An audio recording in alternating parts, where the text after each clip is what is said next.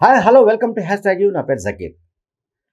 ఆంధ్రప్రదేశ్లో వైసీపీ జగన్ ఆధ్వర్యంలోని వైసీపీ కంప్లీట్గా ఖాళీ కాబోతున్నట్టు ఆ రాష్ట్రానికి సంబంధించిన మంత్రి నిమ్మల రామానాయుడు కామెంట్ చేశాడు.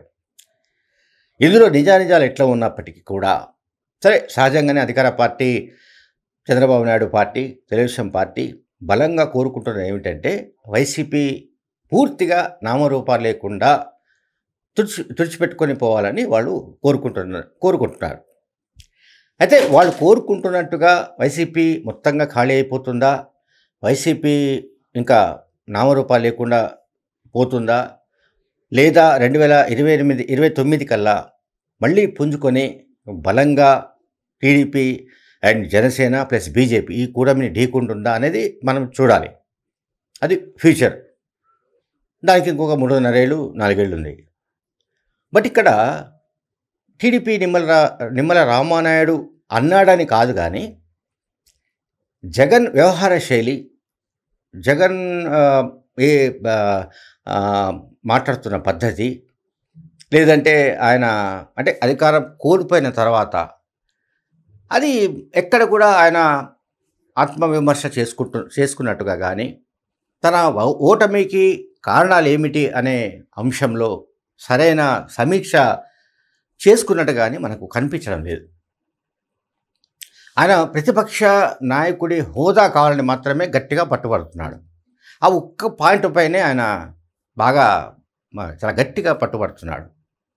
ప్రతిపక్ష హోదా అనేది అది ప్రజలు ఆయనకు ప్రతిపక్ష హోదా కూడా అంటే ఆ నంబర్ ఇవ్వకుండా ఎందుకున్నారు, ఎందుకు అటువంటి అంత తక్కువ సంఖ్య అంటే ఇది 11 మంది శాసనసభ్యులు మాత్రమే గెలిచే విధంగా ఇచ్చిన తీర్పు ఎందుకు వచ్చింది, మొత్తంగా తెలుగుదేశం జనసేన వైపుకు ప్రజలు ఎందుకు షిఫ్ట్ అయ్యారు అనే దానిపైన ఆయన బాగా లోతుగా సమీక్షించుకోవాలి. అట్లా కాకుండా ఆయన నాకు ప్రధాన ప్రతిపక్ష హోదా కావాలంటూ ఆయన గొడవ చేస్తున్నాడు, పట్టుబడుతున్నాడు, డిమాండ్ చేస్తున్నాడు. ఓకే, ఆయన ప్రతిపక్ష హోదా ఇచ్చే పరిస్థితిలో చంద్రబాబు నాయుడు లేరు, పవన్ కళ్యాణ్ లేరు. అంటే ఈ కూటమికి సంబంధించిన ప్రభుత్వం జగన్మోహన్ రెడ్డికి ఆ పార్టీకి ప్రతిపక్ష హోదా ఇచ్చే పరిస్థితి లేదు. అట్ ద సేమ్ టైం వైసీపీలో విజయసాయిరెడ్డి కానీ, మరికొంతమంది ప్రముఖులు కానీ, బాలినేని శ్రీనివాసరెడ్డి కానీ చాలామంది నేతలు ఆ పార్టీని వదిలి వెళ్ళిపోతున్న దృశ్యాలు మనకు కనిపిస్తున్నాయి. చాలామంది ఆ పార్టీ నుంచి వెళ్ళిపోతున్న దృశ్యాలు మనకు కనిపిస్తున్నాయి. మరోవైపు వల్లభనేని వంశీ కావచ్చు, లేకపోతే పోసాని కృష్ణమురళి కావచ్చు, మరికొంతమంది కావచ్చు పోలీసు కేసుల్లో ఇరుక్కున్నారు అండ్ వాళ్ళను జైళ్లలో మగ్గేలాగా ఏర్పాట్లు జరిగిపోయాయి. ఇప్పుడు పోసాని కృష్ణమురళి ఎపిసోడ్ చూసుకుంటే కర్నూలు, కడప, గుంటూరు అండ్ కృష్ణా జిల్లా, అట్లాగే విశాఖ, విజయనగరం మొత్తంగా అంటే ఏపీ మొత్తంగా అన్ని ప్రాంతాల్లో నలుమూలలా కేసులు ఆయనపై నమోదవుతున్నాయి. ఒక కేసుపై బెయిల్ వస్తే మరొక కేసులో మళ్ళీ జైల్లోనే ఉండేటట్టుగా ఓ పరిస్థితి మనం చూస్తున్నాం.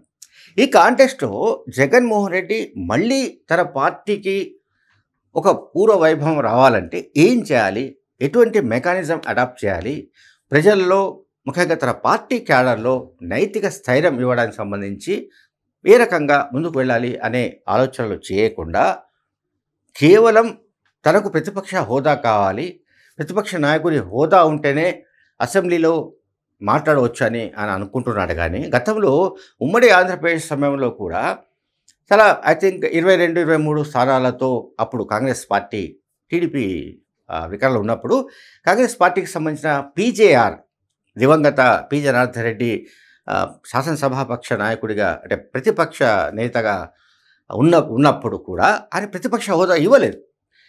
సో అయినప్పటికీ కూడా ప్రతిపక్ష నేతగా అంటే సిఎల్పి నేతగా పీజేఆర్ పోషించిన రోల్ ఇప్పటికీ ఎవరు మర్చిపోయే పరిస్థితి ఉంది. దీన్ని చాలామంది కూడా హిస్టరీ చెప్తుంటారు. అంటే అసెంబ్లీలో నంబర్ ఎంత అనేది ముఖ్యం కాదు, మీకు ప్రజల పట్ల ఉన్న అభిమానం, లేకుంటే ప్రజలకు ఏం చేయాలన్న తపన, ఎటువంటి సంక్షేమాన్ని వాళ్ళకి తీసుకువెళ్ళాలన్న ఒక కాంక్ష, ఇవి బలంగా ఉంటే ప్రజల సమస్యలపై బలంగా మీరు చట్టసభల్లో మాట్లాడవలసిన పరిస్థితి ఉంటే మాట్లాడాలి తప్ప ఎంతసేపు నాకు ప్రతిపక్ష హోదా కావాలి, ప్రతిపక్ష నాయకుని పాత్ర కావాలి అని జగన్ ఈ రకమైన ధోరణితో వెళుతున్నప్పుడు సహజంగానే పార్టీ క్యాడర్ నిమ్మల రామానాయుడు చెప్పినట్లుగానే వాళ్ళంతా వైసీపీని ఖాళీ చేసే పరిస్థితులు కూడా మునుముందు వచ్చే అవకాశాలు కనిపిస్తున్నాయి. Thank you very much.